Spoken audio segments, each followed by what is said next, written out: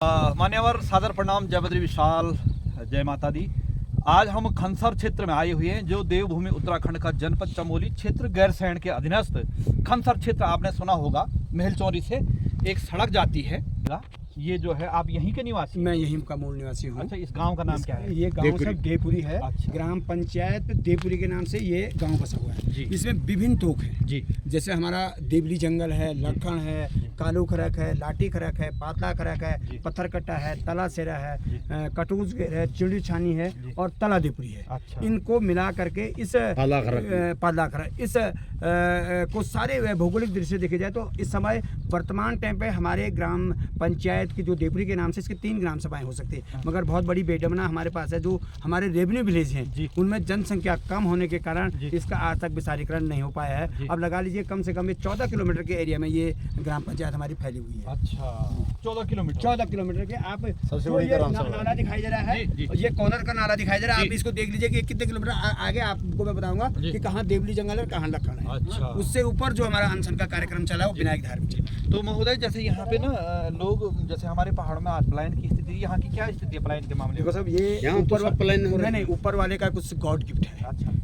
पलायन की स्थिति यहाँ बहुत ज़्यादा है, मगर जो लोग यहाँ पे बसे हुए हैं ना सर, वो कृषि पे डिपेंड करते हैं। आप इसका खेती देख रहे हैं, बहुत सुंदर खेती हमारी यहाँ पर है, मगर बंजर नहीं है ना, 1% बंजर नहीं है। दूसरी बात साहब, यदि हमारा ये जो काला पत्थर वाला गदेरा है, उस गदेरे से यदि इस जमीन को पानी मिल जाए, यहाँ हम सोना उगा सकते हैं।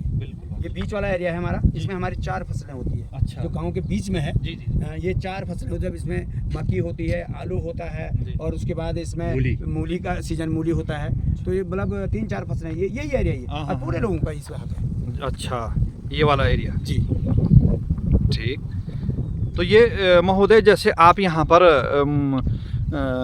स्वरोजगार के लिए कोई अपना जैसे आलू वगैरह वगैरह, देखो साहब, एक्चुअली क्या है, आपको पता है कि पहाड़ की भौगोलिक स्थिति, आज मेहनत कर रहे हैं, जानवर नुकसान। जी, सरकार की कोई नीति है ही नहीं। जी, मतलब बंदर है। आपको बताऊं कि यहाँ माल्टा इतना होता है, आपको पेड़ दिखाई देते हैं, मगर इसका हम क्या कर सकते, व्यापार नहीं कर सकते। समय पे कोई आता नहीं है। बस जितने ये रहेंगे, जितना हमने खा लिया, जितना बर्बाद हो गया, कुछ बंदर खाएगा, कुछ खाएगा, बर्बादी हो जाते। नहीं तो कम से कम ये बगीचे जो आपको दिखाई दे रहे हैं, बगीचे है, तो ये आदमी कम से कम 15,000-20,000 के माल्टे बेच सकते हैं। तो सुअरों का भी यहाँ पे बहुत आतंक है, बहुत आतंक है। अभी भाई साहब, जैसे पहाड़ों में ना, अभी 8-10 साल के दौरान सुअर बिल्कुल साहब, पहले नहीं थे, पहले तो जानते ही नहीं थे। पहले सुअर तो जानते ही थे ना, ऐसे पहले लोग जंगलों में भी क्या करते थे कि थोड़ा अपना गाय भैंस लेकर के वो करते थे, तो वहाँ उनको कुछ नहीं मिला जी। अब वो क्या है, जंगली जानवर सीधे गाँव के अंदर अटैक। बिल्कुल ये चीज़ है। अब सरकार आज कह रही है कि साहब हम पलायन नीति बना रहे हैं। मेरा तो एक निवेदन है इस सरकार को कि आप नीति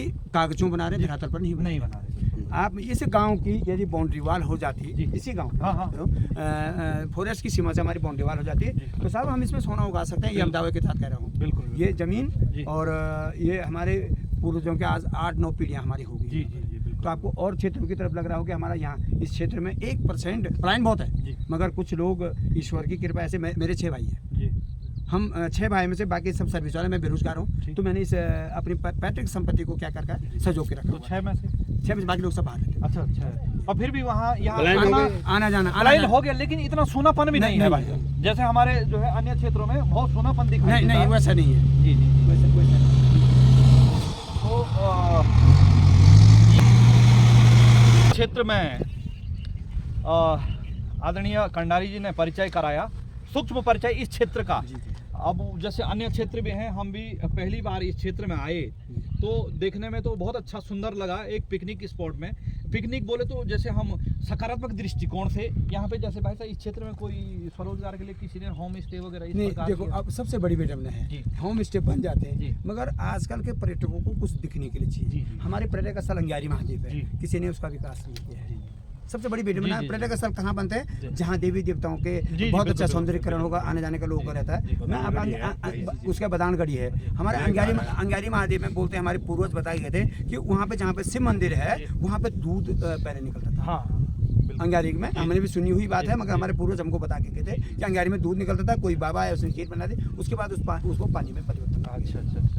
तो अब देखिए आप, हम यहाँ पे होम स्टे बनाते हैं। पिछली बार मेरा भतीजा कुछ फॉरेन के लोगों को लाया था यहाँ पे, तो वो रहे, एक आध दिन हमारे गांव में रहे, मगर उनको कोई ऐसा जगह नहीं मिली जहाँ से वो कुछ अपना देख सकेंगे। बिल्कुल बिल्कुल बिल्कुल। लेकिन फिर भी जो है, जो लोग जैसे पहाड़ देखना चाहते हैं, कई लोग, हमारे लिए नहीं है भाई साहब, जी जी, देखा जाए तो हमारे लिए नहीं है, लेकिन जो बाहर के लोग आ रहे हैं ना, तो उनके लिए एक पहाड़ पर इस प्रकार का जो घास लगाया हुआ है वो भी एक अजूबा है। जी जी। और हमारी जो पहाड़ की बहन बेटियां माताएं जो है घास के लिए पेड़ में जाती हैं, पेड़ में जाके काटती हैं, वो मैदानी क्षेत्र वालों के लिए एक अजूबा है। जैसे हमारे एक मित्र उत्तर प्रदेश से आए थे, तो उन्होंने जब देखा कि हमारे गांव की महिलाएं पेड़ में जाते, वो बोला हमारे यहाँ तो किसी को 1000 रुपए देंगे तभी भी नहीं पेड़ में जाके चढ़ेगा।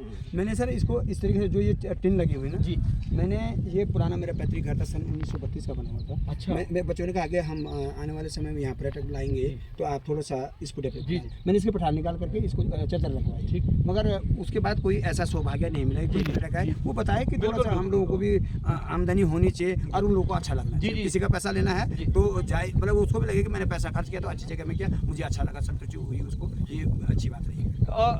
थोड़ा सी दुर्भाग्य ये भी समझ सकते हैं हम कि यहाँ पर मुझे लगता है कि जिला मुख्यालय गोपेश्वर से लगभग 150 से ऊपर जो है किलोमीटर, 150 और पर्यटन की योजनाएं जिला मुख्यालय से आती हैं, तो इन लोगों को मुझे लगता है यहाँ से जाने में एक दिन लगेगा। एक दिन बाई चांस वहाँ अधिकारी बैठेगा, कर्मचारी बैठेगा, नहीं बैठेगा, वो कहेगा इधर जाओ उधर जाओ, तो उसी फाइल में, इसलिए ये लोग जो है इन कदमों को नहीं उठा पाते। मतलब पर्यटक के लिए बहुत ज्यादा सरकार कर रही है, जी जी, मगर वो धरातल पे नहीं है कुल मिला, मतलब वो वहाँ देहरादून में है और देहरादून से ज्यादा पहुँच रहा है जिला मुख्यालय में पहुँच रहा है। अब आप बताओ, हमारे पास, मैं आपको बोला ना कि हमारे इधर से जब पानी आ जाता ना, तो इस जमीन में हमको राशन लेने की जरूरत है। पर्याप्त कम से कम इस गाँव में जो है 42-40 परिवार है जी, इसके बाद लगभग 200-250 परिवारों का एक गाँव है जी, ठीक है सर जी। खेती बहुत बढ़िया है, इसके नीचे आप देखोगे, इसके नीचे आप देखोगे, इधर आप देखोगे, बहुत खेती है, मगर पानी नहीं। अब इस समय सबको पता है कि अभी जनपद चमोली में केवल 2 दिन बारिश हुई जी, अब उस 2 दिन के बाद में गेहूँ की हमारी ये बिल्कुल बिल्कुल बिल्कुल। तो मैं आप अपने इस चैनल के माध्यम से धानी जी को कह दीजिए कि जनपद चमोली के गैरसैंण ब्लॉक को सूखाग्रस्त क्षेत्र घोषित किया, और नहीं तो गैरसैंण ब्लॉक में पूरा जनपद चमोली, पूरा जनपद चमोली भाई, जो हाल यहाँ के होंगे वो गोपेश्वर के भी होंगे, वो नंदप्रयाग घाट के भी होंगे, वो तलवाड़ी साइड के, इसको सूखाग्रस्त क्षेत्र घोषित करें और बाकी आगे देखते हैं क्या होता है। यहाँ पे जैसे मानवाद एक पूर्व विधायक और पूर्व मुख्यमंत्री आदरणीय त्रिवेंद्र सिंह रावत और सुरेंद्र सिंह नेगी जी के प्रयास से गैरसैंण में एक झील का जो है शिलान्यास होना था, मतलब उसकी घोषणा हो गई थी, लेकिन उसके बाद फिर वो जो है झील नहीं, तो जैसे गैरसैंण की में बड़ी झील बनती तो क्या यहाँ पे उसका लाभ पहुँच सकता था? नहीं, वो झील बनते साहब, आज गैरसैंण की आप दिन रात जो गैरसैंण की पॉपुलेशन बढ़ रही है, उस झील से क्या गैरसैंण में पर्याप्त मात्रा में पानी मिलता है, उस झील से जो गांव लाभान्वित होते पानी के लिए उनको फायदा मिलता है, मगर अब ये सरकार यहाँ उसका कोई फायदा नहीं हो सकता। जैसे रामगंगा में बाई चांस बन जाता, नहीं रामगंगा बन जाएगा, कहीं ना कहीं फायदा होगा। बिल्कुल, जैसे हमारे एक पंपिंग योजना बनी हुई है, कोई हमारे मित्र देहरादून शासन में बैठे थे, उन्होंने अपने गांव के लिए पंपिंग योजना बनाई, आज लगभग वो पंपिंग योजना ठीक चलती है, वो सल्यासेंट को यूज है। जी जी। तो कंडारी जी, जैसे यहाँ पर ऐसा नहीं है कि मानवाद कहीं पे कोई सरकारी कार्य हो रहा है जी, तो उसमें जैसे ठेकेदार मनमानी करे या शासन प्रशासन सरकारें, मतलब होता है कि कई मनमानी होती है, तो आप लोग आवाज उठाते हैं नहीं? अब मैं बताऊं आपको, पिछली बार ये अगस्त सितंबर के महीने में एक आपदा आई है, ये रोड है गाजियाबाद पत्थरकट्टा के नाम से ये रोड जानी जाती है, और यहीं पर एक तोक हमारा लाठी खड़क तोक है, एक बेचारे का मकान वहाँ जमीन दो, ठीक हो गया। सरकार ने अपना पल्ला झाड़ने के लिए उसको 1,06,000 30,000 रुपये का उसको मुआवजा, ठीक है, 1,30,000 मकान बनता है।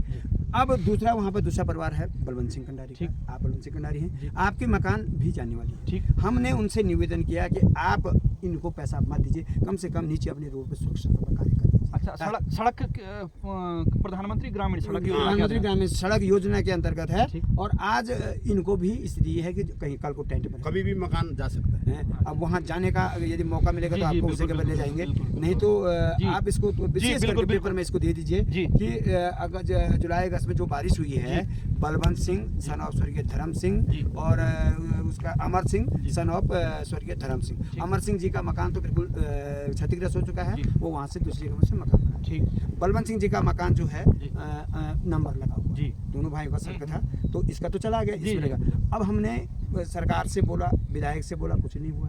ठेकेदार ने बोला मैं कुछ करूंगा, हमने कहा हमारा घर मत बनाओ, आप इसका ट्रीटमेंट नीचे कर दो ताकि हाँ बिल्कुल बिल्कुल हमको मत दीजिए, आप इसका ट्रीटमेंट बहुत में ही रहने लगे। तो ये बहुत बड़ा कष्ट का सवाल हो गया सर हमारे। तो आप इसको अपने प्रिंट मीडिया के आधार पर या इलेक्ट्रॉनिक मीडिया के आधार पर किसी गवर्नमेंट ने नहीं सुना, ये हमने पत्र डाल रखे हैं और ये हर जगह इस पत्र काम के डाल लिए आए रखे हैं। क्या पत्रकार लोग आ रहे हैं, मैं अपनी गाड़ी वहाँ पर मुख्यमंत्री उसमें भी हमने पत्र डाल रखे हैं और एसडीएम साहब को भी और डीएम साहब को भी हमने पत्र डाले हुए, कोई कार्रवाई नहीं हुई इसके ऊपर अभी तक। मान्यवर कोई हमें सूचना है, ये है धरातल की सच्चाई। अब जब यहाँ पर मुझे लगता है कि कोई जनप्रतिनिधि बहुत कम, कोई विधायक, देखो साहब यहाँ पे कार्य किया है स्वर्गीय शिवानंद नौटियाल जी ने, ये रोड शिवानंद नौटियाल जी जी कार्य किया है। उसके बाद बीच में विधायक बने हैं यहाँ पर, 15 साल हमारे निशंक जी रहे, 10 साल हमारे अनिल नौटियाल जी पहले रहे। उसके बाद काम किया है तो अंशय प्रसाद मैकरी जी ने काम किया, ठीक है सर। उसके बाद काम किया है तो सुरेंद्र सिंह नेगी ने काम किया, बिल्कुल बिल्कुल, चाहे भाजपा के विधायक हैं, काम का नहीं। देखिए महोदय, आदरणीय कंडारी जी के बातों से ये लगता है कि सत्य और स्पष्टवादी हैं। इन्होंने भी हमारी तरह किसी पार्टी की चमचागिरी नहीं करी और न किसी पार्टी को जो है वो बटोरने की कोशिश की कि बीजेपी ने किया, कांग्रेस। इन्होंने जो है तटस्थ कर दिया है। जिस पार्टी के, चाहे भारतीय जनता पार्टी हो चाहे कांग्रेस हो, जिस विधायक ने जो कि आज जो है मोदी लहर में बन जा रहे हैं, चाहे वो जो है कुछ भी है, उसका खामियाजा आज भुगतना पड़ रहा है। हम ये नहीं कहते मोदी लहर अच्छी है या गंदी है, लेकिन कहीं कहीं के लिए जो है वो एक वरदान साबित हुई है, लेकिन कहीं कहीं के लिए अभिशाप साबित हुई है। अभी उसी भारतीय जनता पार्टी के पूर्व विधायक सुरेंद्र सिंह नेगी रहे, उन्होंने समक्ष कहा, ऐसा नहीं कि वो इस क्षेत्र के हैं, लेकिन धरातल मैं तो कह रहा हूँ साहब, आप पूछिए माननीय अनिल नौटियाल जी को कि आपका कार्यकाल 2 साल समाप्त होने जा रहा है, आपने 1 इंच रोड कहीं सरकाई है? बिल्कुल बिल्कुल बिल्कुल। कहीं आज हम भूख हड़ताल में बैठने के लिए मजबूर हैं, हमारी मजबूरी है। बिल्कुल भाई लोकतंत्र में हम कर क्या सकते, किसी का खोपड़ा तो नहीं फाड़ सकते ना। हम अपनी मांगों के लिए आंदोलन कर सकते हैं और रह रहे हैं इस जंगल में, आपको दिखाते हैं आगे। बिल्कुल बिल्कुल दोस्तों, ये है धरातल की सच्चाई और जो सत्यता है। आज हालांकि सुरेंद्र सिंह नेगी जी जो है विधायक के पद पे नहीं है, लेकिन जो उन्होंने किया है उसका आज जो है यहाँ की जनता देख रही है। और उसका मैं आपका ध्यान 1.5 साल यदि सुरेंद्र सिंह नेगी जी का स्वास्थ्य खराब नहीं होता तो ये रोड आज कसबी नगर मिल जाती। उन्होंने बहुत प्रयास किया है, यहाँ तक इवन उन्होंने सुरंग के लिए भी बोला है कि जब यदि वन मंत्रालय से सूचना मिला हम अंडरग्राउंड सुरंग बनाएंगे, रोड तब पे ले जाएगी। मगर दुर्भाग्य हमारे इस क्षेत्र का रहा कि उनको पैरालाइज का अटैक पड़ना और हमारे जो विकास कार्य लाइन पे लगे थे वो अवरुद्ध होना।